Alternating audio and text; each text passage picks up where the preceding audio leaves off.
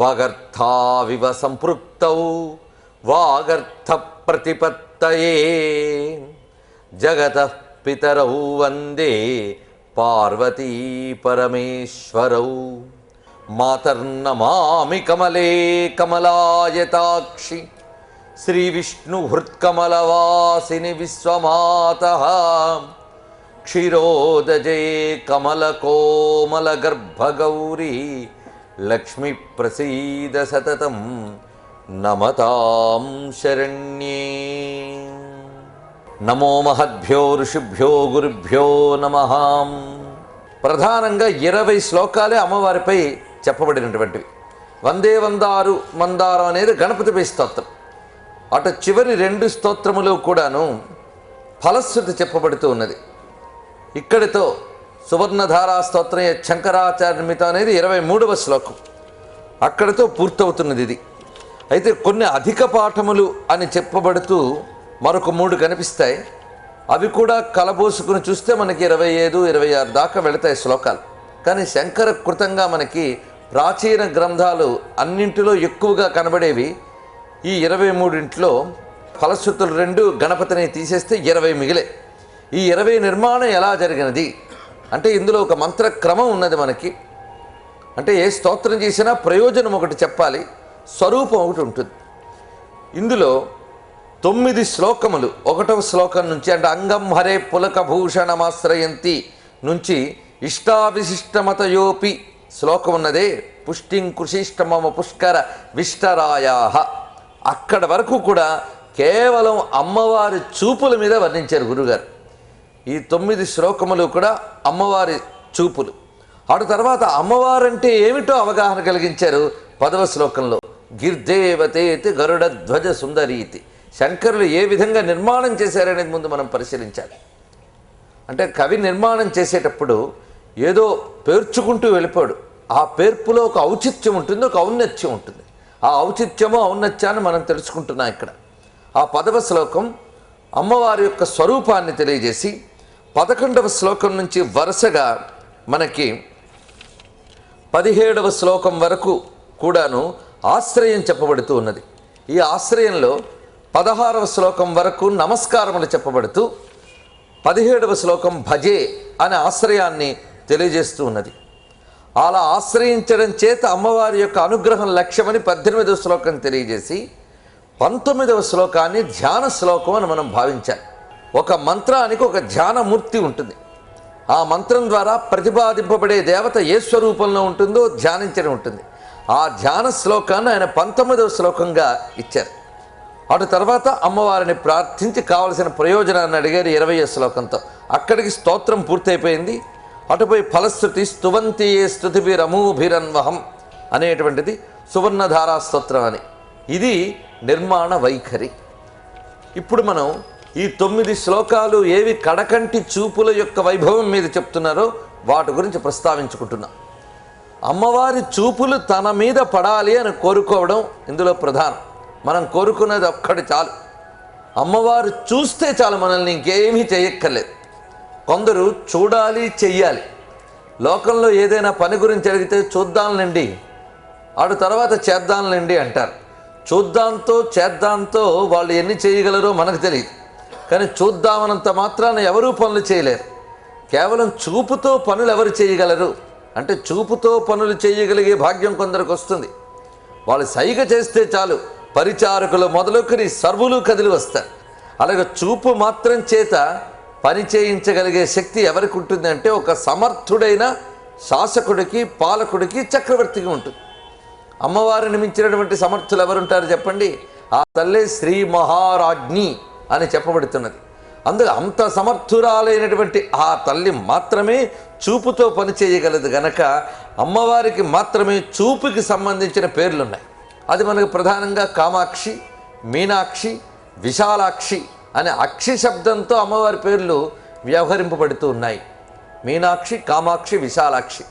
ఇవి కాక ఇంకా అనేకములైన అక్షి శబ్దాలు మనకి శాస్త్రాలు పరిశీలించినా, క్షేత్రాలు పరిశీలించినా గోచరిస్తాయి. అందులో మనకు తిరుపతి దగ్గరలో ఒక విష్ణు క్షేత్రం ఉంది. అక్కడ ఉన్నటువంటి అమ్మవారి పేరు ఆమ్నాయాక్షి అని పేరు. ఆమ్నాయము వేదానికి ఆమ్నాయము అనే పేరు ఎందుకు వచ్చిందంటే మాటి మాటికి అధ్యయనం చేయవలసిన గ్రంథం గనక ఆమ్నాయము అని, వదిలేయవలసింది కాదు, మాటి మాటికి వచ్చేది. అందుకే అమ్మవారి చూపులు కూడా మాటి మాటికి జగత్తుపై ప్రచురిస్తాయి గనక ఆమ్నాయము అని సరిపోతాయి. అదేవిధంగా వేదములన్నీ కూడా అమ్మవారి చూపుల్లోనే దాగి ఉన్నాయి, అందుకు ఆమ్నాయాక్షి అని. ఇక మీనాక్షి, విశాలాక్షి, కామాక్షి. అయితే ఇన్ని పేర్లున్నాయి గనక ఇందరు దేవతలు ఉన్నారా? కాదు, ఒక్క అమ్మవారికే ఇన్ని పేర్లు. మళ్ళీ ఆ మాట మాత్రం మర్చిపోవద్దు. ఇందరు అమ్మవార్లు లేరు, ఉన్నది ఒక్క అమ్మవారే. ఆ తల్లి ఇన్ని రూపాలతో ఇన్ని నామాలతో జగత్తును కాపాడుతుంది. ఏ పేరుతో పిలిచినా ఏ రూపంతో కొలిచినా పరికే పరాశక్తి మాత్రం ఒకే జగన్మాత, ఆమె శ్రీమాత. ఆ తల్లి యొక్క కడకంటి చూపులకు అంత శక్తి ఉన్నది గనకనే గురువుగారు ఇక్కడ ఆ ఈక్షణ శక్తి యొక్క గొప్పతనాన్ని చెప్తున్నారు. ఈక్షణ శక్తి, అక్షి, ఈక్షణ శక్తి, ఈ రెండూ కూడా చూపులకు సంబంధించిన శబ్దములు. అంగం హరే పులక భూషణమాశ్రయంతి భృంగాంగనేవ ముకులాభరణం తమాలం అంగీకృతాఖిల విభూతిరపాంగలీల మాంగళ్యదాస్తు మమ మంగళదేవతాయా. ఇక్కడ భావం ఏంటంటే మంగళదేవత యొక్క అపాంగలీల. అపాంగలీల, అపాంగము అంటే కడకంటి చూపుని అపాంగము అంటారు.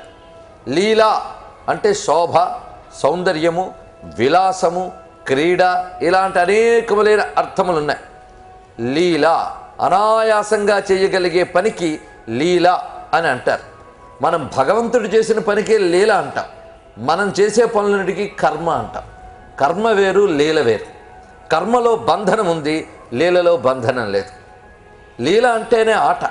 ఎవడైనా ఆడతాడు, కానీ ఆటలో వాడు బంధితుడు కాడు. ఆట అంటేనే ఫ్రీగా ఆడితే ఆట, బలవంతంగా ఆడితే ఆట కాదు, అది మళ్ళీ కర్మ అయిపోయింది. పరమేశ్వరుడి పనికే లీల అని పేరు, లేదా పరమేశ్వరి యొక్క పనికే లీల అని పేరు. ఎందుకంటే ఈ జగత్తంతా కూడా ఆమె బంధనంగా చేయలేదు. లోకవత్తు లీలా కైవల్యం అని బ్రహ్మసూత్రాలే మనకు చెప్తూ ఉన్నాయి. ఈ లోకమంతా కేవలం లీల. ఎవరి లీల? పరబ్రహ్మ యొక్క లీల మాత్రమే. అంటే ఆయన అంటుకోకుండా చేసింది. మనం ఒక పని చేసేమో అంటే ఆ పని వల్ల మనకు ప్రయోజనం ఉంది, ఆ పని చెయ్యకపోతే ఒక కొరత ఉంది, ఒక లోటు ఉంది, ఒక లోపం ఉంది, అందుకు మనం పని చేస్తున్నాం. కానీ ఆ అమ్మవారి జగద్రచన అనేటువంటి పని ఆవిడికి ఏదో కావాలని చేయట్లేదు, కొరత ఉందని చేయట్లేదు, అందుకు ఆవిడ లీలగా చేస్తున్నది. అలాగే అమ్మ నీ చూపులు కూడా ఒక లీలమ్మ అన్నారు. ఈ అపాంగ లీలే చాలా ముఖ్యం. భగవంతుడి యొక్క అపాంగ లీల. ఇక్కడ అమ్మవారనండి, అయ్యవారనండి ఒకే పరబ్రహ్మ స్వరూపం. ఆ పరబ్రహ్మ యొక్క అపాంగ లీలతోనే ఈ జగత్తంతా రచింపబడింది. ఈ విషయం మనకి ఆది పద్యంలోనే పోతన గారు భాగవతంలో చెప్పారు. విలసద్ దృగ్జాల సంభూత నానాకంజాత భవాండ కుంభకు మహానందాంగనా డింభకున్ అన్నారు. దృగ్జాల సంభూత నానా కంజాత భవాండ కుంభకు, తన యొక్క కడకంటి చూపుతోనే సమస్త బ్రహ్మాండాలు సృష్టించినటువంటి ఆ నారాయణుడికి నమస్కారము అన్నారు. ఆ నారాయణుడు కళ్ళు తెరిస్తే ఈ జగత్తంతా వచ్చింది, కళ్ళు మూస్తే జగత్తంతా వెళ్ళిపోయింది. నారాయణుడు అన్నా నారాయణి అన్నా శక్తి ఒక్కటే. అందుకే ఉన్మేష నిమిషోత్పన్న విపన్న భువనావళి అని లలితా శాస్త్రంలో చెప్పుకున్నాం. ఉన్మేషము, నిమిషము, తెరచుట, ముయ్యుట, ఈ రెండిటిచోతే ఈ జగత్తుకి సృష్టి స్థితిలయలు చేస్తున్న తల్లి అని చెప్పబడుతున్నది. ఉన్మేష నిమిషోత్పన్న విపన్న భువనావళి అంటే అమ్మవారంటే ఏమిటి? ఈక్షణ శక్తి ప్రసారం చేతనే జగత్తంతా ఆవిడ చేస్తున్నది. అందుకు గురువుగారు ఇక్కడ అమ్మ నీ ఈక్షణ శక్తి మమ్మల్ని అనుగ్రహించుగాక అని రచించినది శంకరుడు. లోకంలో మనం మాట్లాడిన మాటకి ఒక మహాత్ముడు మాట్లాడిన మాటకి చాలా తేడా ఉంటాయి. అదే మాట మనం మాట్లాడుతున్న మాట ఆయన అనొచ్చు, కానీ వారి యొక్క ఉద్దేశాలు వేరు, మన యొక్క ఉద్దేశాలు వేరు. అందుకే శంకరులు మాట కదిలిస్తే ఉపనిషత్తు కదులుతుంది. ఎందుకంటే ఆయన వెనకాల వేదాంతం ఉన్నది, ఉపాసన ఉంది, మంత్రం ఉంది, జ్ఞానం ఉంది. అందుకు ఇందులో ఉపనిషత్ ధర్మం ఒకటి ప్రవచింపబడుతుంది. అదేమిటి అంటే వేదములు, ఉపనిషత్తులు జగద్రచన ఎలా జరిగింది అని చెప్తే స ఐక్షత బహుశ్యాం ప్రజాయేతి అని ప్రారంభమవుతోంది వేదమంత్రం. స ఐక్షత అని మొదలుపెట్టారు. స ఐక్షత అతడు చూశాడు అన్నారు. చూశాడు అంటే అంతవరకు కళ్ళు మూసుకోవడం అంటే మొత్తం విరమించాడు అని అర్థం. కళ్ళు తెరిచాడు అంటే పని ప్రారంభించాడు అని అర్థం. మనం కూడా ఉదయం పూట కళ్ళు తెరిచామంటే బోల్డ్ పనులు చేయబోతున్నామని అర్థం కదా. పనేమీ లేకపోతే మళ్ళీ కళ్ళు మూసుకుంటాం. కళ్ళు తెరిచేమంటే అర్థం పనులు పెట్టుకున్నాం అని. అలాగే జగద్రచనకు ముందు పరమాత్మ కళ్ళు తెరిచాడు అంటే తన అంతర్గతమైనటువంటి చైతన్యాన్ని బహిర్గతపరి బహుశ్యాం ప్రజాయేతి అని ప్రారంభమవుతోంది వేదమంత్రం. స ఐక్షత అని మొదలుపెట్టారు. స ఐక్షత, అతడు చూశాడు అన్నారు. చూశాడు అంటే అంతవరకు కళ్ళు మూసుకోవడం అంటే మొత్తం విరమించాడు అని అర్థం. కళ్ళు తెరిచాడు అంటే పని ప్రారంభించాడు అని అర్థం. మనం కూడా ఉదయం పూట కళ్ళు తెరిచామంటే బోల్డ్ పనులు చేయబోతున్నామని అర్థం కదా. పనేమీ లేకపోతే మళ్ళీ కళ్ళు మూసుకుంటాం. కళ్ళు తెరిచేమంటే అర్థం పనులు పెట్టుకున్నాం అని. అలాగే జగద్రచనకు ముందు పరమాత్మ కళ్ళు తెరిచాడు అంటే తన అంతర్గతమైనటువంటి చైతన్యాన్ని బహిర్గతపరిచాడు అని అర్థం. ఆ కళ్ళు తెరిచినప్పుడు ఎంత తెరిచాడు, ఎంత పరిమితిలో తెరిచాడంటే అనంతమైనటువంటి దృష్టి ప్రసారం అది. అందుకు సహస్రాక్ష అన్నారు, అనంతమైనటువంటిది అని. అందుకే అమ్మవారిని కూడా సహస్రాక్షి సహస్రపాత్ అని చెప్పారు. అందుకు ఆ తల్లి యొక్క అపాంగ లీల, కడకంటి చూపు అనే లీల ఉన్నదే, అది సర్వజగత్తుని ఎలా పోషిస్తున్నదో నన్ను అలాగే పోషిస్తోంది. కానీ నాకు మాంగళ్యదాస్తు, నాకు మాంగళ్యములిచ్చుగాక. ఎందుకు? ఆ తల్లి మంగళదేవత అన్నారు. మాంగళ్యములకు దేవత ఆ తల్లి. మాంగళ్యం అంటే శుభం అని అర్థం. శ్రేయస్సు, శుభము, మంగళము ఇవన్నీ సమానార్థక పదములు. ఈ శుభములన్నింటి యొక్క దేవత సర్వమంగళ మాంగళ్యే శివే సర్వార్థ సాధికే అని చెప్పినట్లుగా సర్వమంగళస్వరూపిణి అయినటువంటి ఆ జగదంబిక యొక్క చూపులు మనల్ని రక్షించుగాక అని.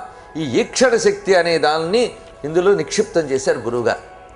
అమ్మవారు ప్రధానంగా ఈక్షణ శక్తి అంటే ఈ జగత్తంతా సంకోచ వ్యాకోచాత్మకంగా ఉన్నటువంటిది. స్పందన నుంచి కదా జగత్తంతా వచ్చింది.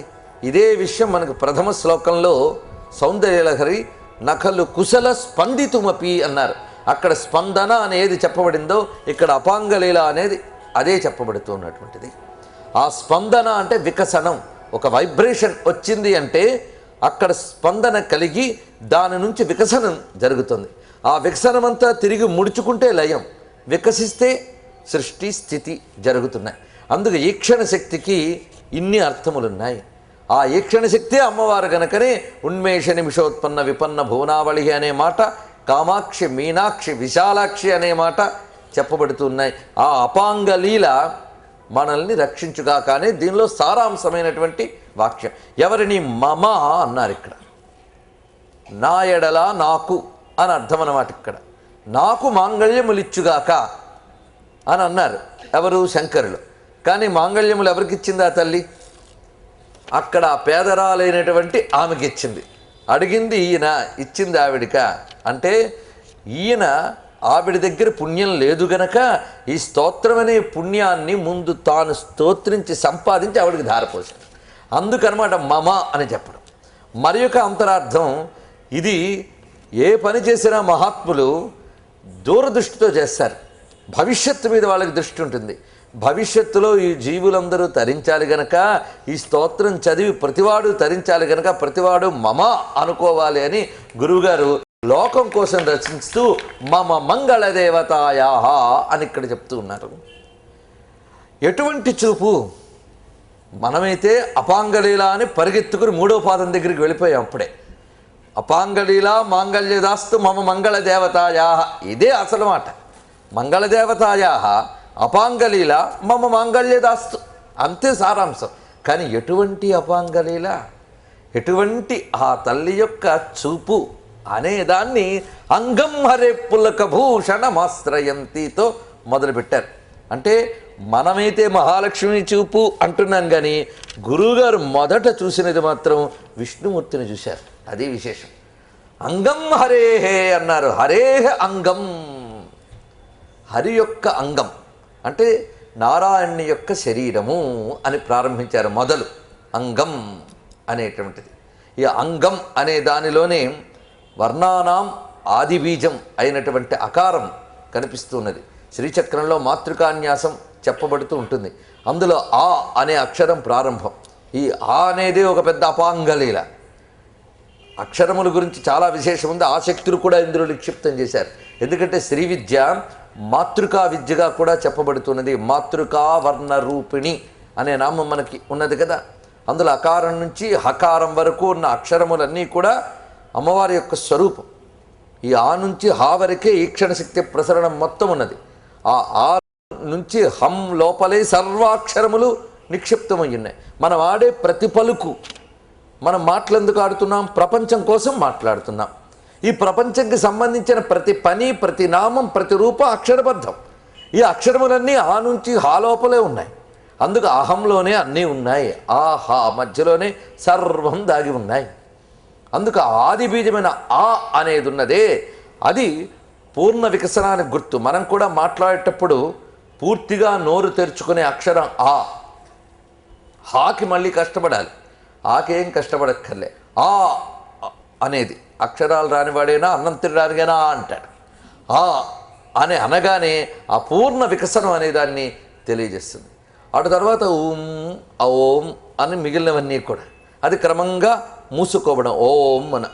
ఇది మన యొక్క అక్షరక్రమ నిర్మాణం చాలా విశిష్టమైనది. అందులో అకారంతో ప్రారంభించడం వర్ణానాం ఆది అనడం. అలాగే అకారం వర్ణానాం అకారోస్మి అని చెప్పాడు కదా కృష్ణ పరమాత్మ గీతలో. అక్షరాణం అకారోస్మి, అక్షరముల్లో నేను అకార స్వరూపుణ్ణు అని తెలియజేశాడు ఆయన.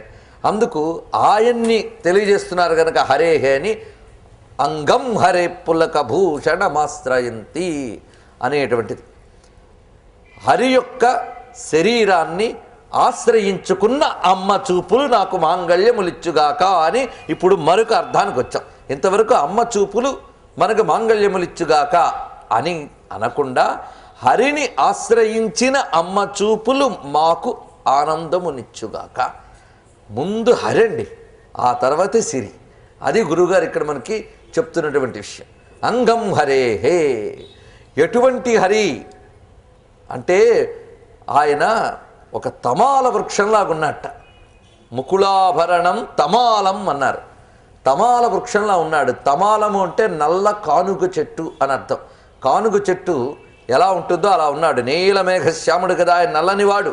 అందుకు ఆయన చెట్టు వలే ఉన్నాడు. ఈ చెట్టు వలే ఉన్నాడని వర్ణించడం కూడా గొప్ప విశేషం. ఎందుకంటే ఇతర కవులు ఎవరైనా వాడితే ఏదో పడిందిలేండి అన్నారు. ఇతర కవి తెలియక వాడినప్పటికీ కూడా మనం అర్థం తీయచ్చు. అసలు కవిలో లేనిది మీరెందుకండి తీశారు అనవచ్చు. కానీ అక్షరం ఎవడు సొత్తు కాదు, వాడి నుంచి పలికిందే తప్ప వాడి వల్ల పలకలేదు అక్షరం. బాగా గుర్తుపెట్టుకోండి. మన నుంచి అక్షరాలు వస్తాయి కానీ మన వల్ల అక్షరాలు రావు. అది విశేషం. ధనస్సు నుంచి బాణం వచ్చింది కానీ ధనస్సు వల్ల బాణం రాదు. ప్రయోగించేవాడు వెనకాల ఉంటేనే ధనస్సు నుంచి బాణం వచ్చింది కదా. అంతేగాని ఆ ధనస్సు ఎంత బాగా బాణాలేసిందండి అంటామా మనం? ధనస్సు వెనకాల ప్రయోగించేవాడు కూడా ఉన్నాడు. అలాగే అక్షరాలను ప్రయోగించేటువంటి శబ్దస్వరూపిణి జగదంబిక పరాపశ్యంతి మధ్యమా వైఖరి రూపిణి అయిన ఆ వాగ్దేవి పలికిస్తేనే వస్తుంది. అందుకు ఆ పలుకులలో అక్షరం పలికినవాడు ఋషి అయితే అతడి నుంచి ఆ తల్లి పలుకుతుంది. ఆ పలికిన పలుకులో అన్ని అర్థములు దాగి ఉంటాయి. అందుకే తమాల వృక్షం అని పరమాత్మని చెప్పారు. ఎందుకంటే ఆయన నిర్వికారుడు. అందుకే వృక్ష ఇవ స్తబ్ధ దివి తిష్టత్యేక అని వేదం పరమాత్మని చెప్తున్నది. వృక్ష ఇవ స్తబ్ధ. పరమాత్మ ఎలా ఉంటాడయ్యా అంటే వృక్షము వలె స్తబ్ధుడై ఉంటాడు అన్నారు. స్తబ్ధుడై అంటే నిర్వికారుడై ఉంటాడు. చెట్టు చూడండి అన్ని ఫలాలు ఇస్తుంది కానీ దానికి ఏ వికారం లేదు. ఈ పళ్ళు వీళ్ళు తినాలి, వీళ్ళు బాగుపడాలి అనుకుంటుందా? కొట్టి పండు తీసుకున్నా అదే తీపి ఉంటుంది. అయ్యో చెట్టుకి గాయం తగలకూడదని చెట్టు ఎక్కి ఫలం తీసుకున్నా అదే ఫలాన్ని ఇస్తుంది. అలాగే పరమాత్మ సర్వజీవుల పట్ల ఒకే కారుణ్యాన్ని వహిస్తూ ఉంటాడు. కనుకనే వృక్ష ఇవ స్తబ్ధ దివితిష్టత్యేక అని పరమాత్మను వృక్ష రూపంతోనే పోల్చారు. రుద్రంలో కూడా నమో వృక్షేభ్యో హరికేశేభ్య అని వృక్షాణం పదే నమః అని నమస్కారం చేసుకున్నాం. వృక్ష లక్షణ ఆయనలో ఉంది.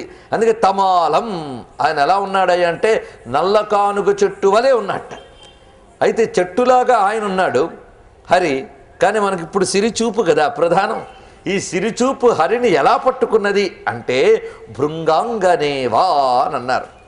భృంగాంగన వలే అన్నారు. ఒక చెట్టుని ఆశ్రయించుకుని ఆ చెట్టులో ఉన్న మకరందం కోసం ఆ చెట్టుని ఆశ్రయించుకు వెళ్ళేదేంటి? తుమ్మెద వెళుతుంది. మరి అమ్మ చూపు తుమ్మెదలాగా వెళ్ళింది అక్కడికి. ఈ తుమ్మెద ఆ చెట్టును వదలదు, ఎప్పుడూ పట్టుకుంటుంది. ఎందుకంటే మరో చెట్టు వద్దకు వెళ్ళాల్సినటువంటి అవసరం లేదు ఆ చెట్టును ఆశ్రయిస్తే. అంత మాధుర్యం అక్కడుంది. మధురాధిపతే రఖిలం మధురం. ఆయన మాధుర్య రసస్వరూపుడు గనక ఈ తుమ్మెద వదలకుండా అక్కడ ఉండిపోయిందనమాట. ఏ తుమ్మెద? అమ్మవారి చూపులనేటటువంటి తుమ్మెద, అపాంగలీల అనేటువంటి తుమ్మెద. అది భృంగాంగన అన్నారు. భృంగాంగన అంటే ఆడ తుమ్మెద అని అర్థం. ఆ ఆడ తుమ్మెద వెళ్ళి పట్టుకున్నది ఎవరిని? ఈ తమాలం, ఈ నల్లకానుగు చెట్టును పట్టుకున్నది.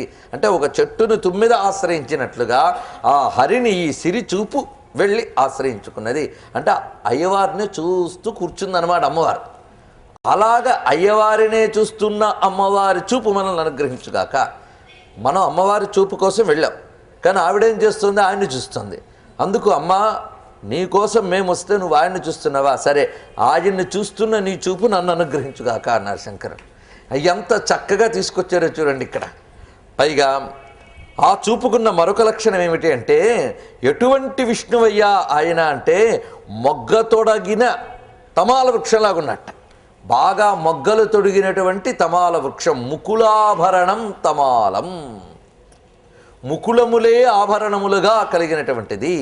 చక్కని మొగ్గలతో ఉన్నటువంటి ఆ అరవరిసినటువంటి తుమ్మెదలు కూడా అరవిరిసిన కుసుమం దగ్గరికి వెళితే ఆ మకరందం తీసుకోవడంలో చాలా ఆసక్తిని చూపిస్తాయి. ఎందుకంటే అప్పటి వరకు ఇంకా ఏ తుమ్మెద అంటదు అరవిరిసినటువంటి ఆ పువ్వులుంటే.